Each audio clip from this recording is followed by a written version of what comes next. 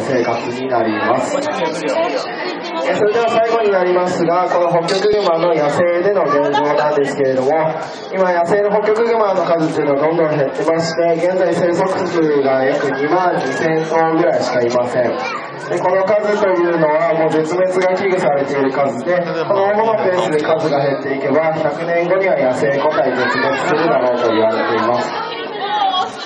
なぜ今数がどんどん少なくなっているかというと、これは私たち人間の影響を受けているためで、ホッキョクグマは今地球温暖化によりその唯一の狩りの場所である海の上の氷っていうのが少なくなっていて、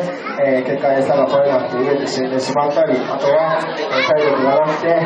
子供を産んだり育てることのできない母馬が増えているため数が少なくなっています。これが今置かれているホッキョクグマの現状です。今日は多くの方にホッキョクグマをご覧になっていただきましたが、もちろんまず最初は動物を見て楽しんでいただきたいんですけれども、そういった動物たちの置かれている現状などについても、考えていただけたらなと思います。では1回目のモグモグタイムはこれで終わります。ありがとうございます。